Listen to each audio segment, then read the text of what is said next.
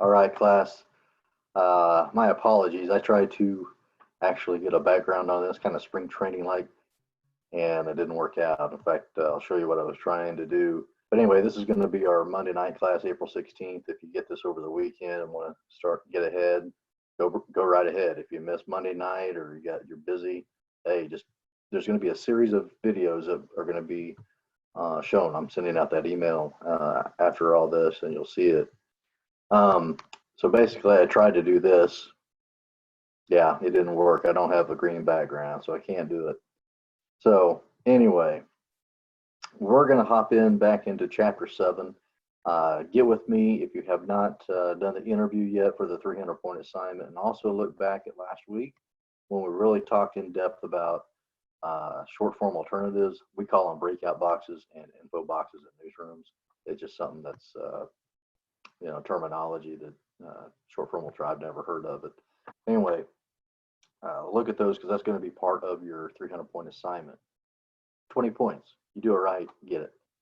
Now, as far as what's coming up, chapter 7, we're going to have a test probably here in a couple of weeks. But like tonight, we're going to go through some videos. We're going to talk about, open, criminal trials, open courtrooms, open records, stuff like that. We're going to get into sunshine requests, but we're going to do this in a series of videos. So if you want to turn to your textbook, page 141, I'd appreciate it.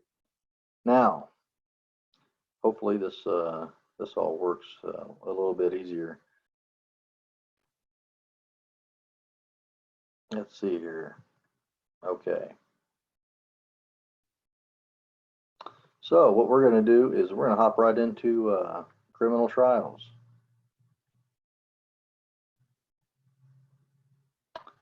Can you cover them? Yeah, I mean, you guys have seen this all around in newspapers and in online. Never mind the NFL shop. I wasn't shopping for anything Chiefs gear. But anyway, Tennessee man arrested for smoking marijuana in courtroom. Pretty funny. Yeah. So I doubt that the local paper was actually, or TV here, it was in Lebanon, Tennessee. But basically, I doubt that they were actually covering this in person, but probably found out about it and requested the video, and they got it because it's open records. But anyway, you're in a courtroom. You can be in there. And why can you be in there? Well, we're going to get to that here in a second. But you guys have seen murder trials and other criminal trials covered with reporters in the room. Well, what gives folks the right? Well, so in your textbook, it says the Supreme Court has ruled that criminal trials should remain open to the public, and we're going to get into that. Now, this is a really good resource here, the First Amendment Encyclopedia.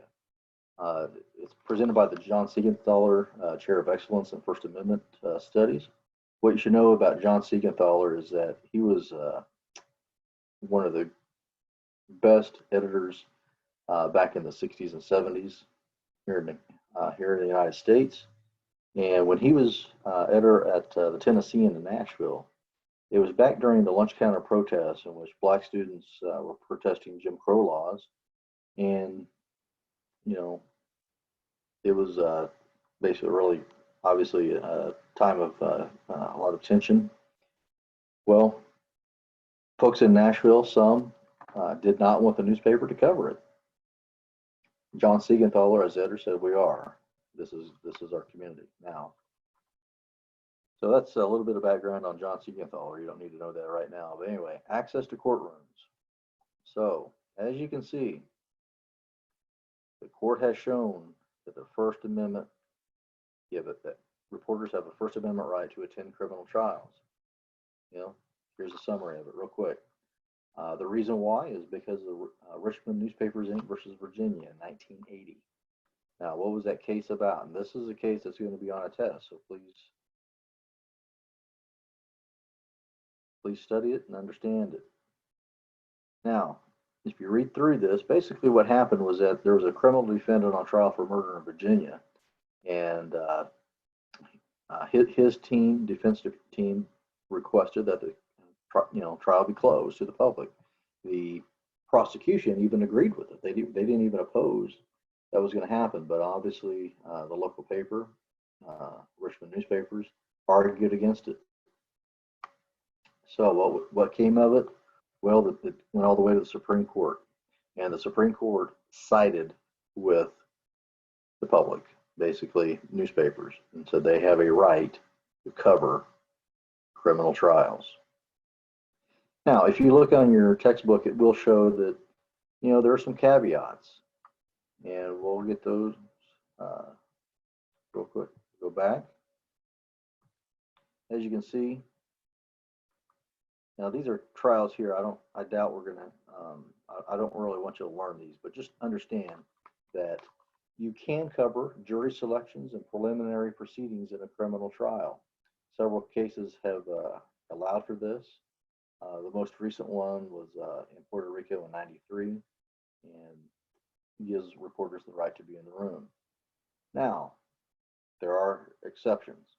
Now, in the textbook, it talks about you know, sexual assault trials, things like that, trials that involve use. So sometimes you can't be in there. It depends on what the judge says.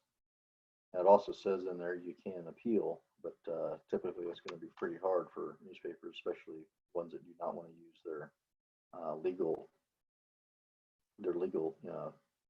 counsel to help them fight it in court, because, you know, it's a money issue, financial decision. Now, you cannot cover grand jury trials. Now, this was a case from 1979, and basically the court saw that it was basically trying to protect witnesses and those exonerated by the grand jury. So if you do end up covering you know, a criminal proceeding and it goes to a grand jury, that's obviously off limits. Now, you probably have a question about cameras in the courtroom. Well, what does it say here in Missouri?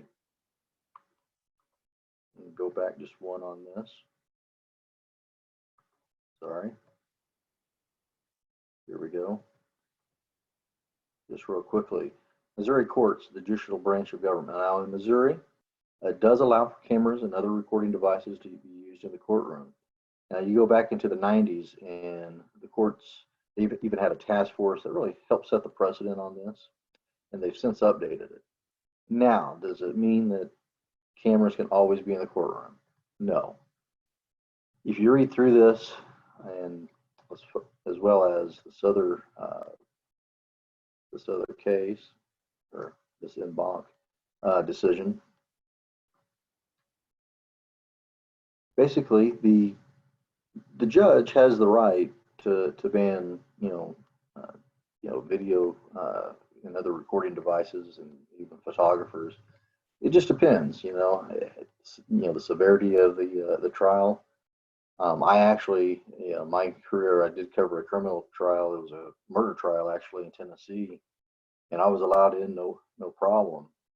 But I can understand why a judge would close it off. Now, if you read through this is really good. Go scroll through all this, because this is going to help you understand. And here are some prohibitions, excuse me, on media coverage.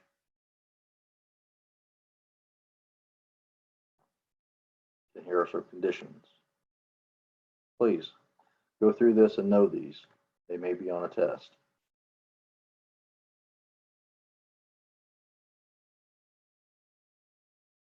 All right, I'm going to stop sharing that. That's going to conclude that part of this video for this evening. There's going to be a few more. Thanks.